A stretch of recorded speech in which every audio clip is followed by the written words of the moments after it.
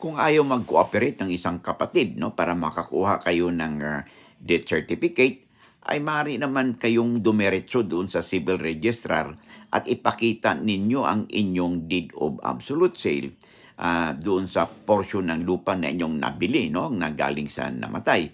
Kasi ito magpapatunay na mayroong kayong vested interest doon sa lupa. Kaya mayroong kayong interest din na o karapatan na kumuha o make representation para mabigyan kayo ng copy ng death certificate. At mag-file din kayo ng adverse claim doon sa property sa sa assessor's office at saka sa register of deeds, no, para at mapangalagaan ng inyong karapatan. At within 30 days mag-file kayo ng complaint for reconveyance at partition doon sa nabili nyong property. Makipag-ugnayan ka sa lawyer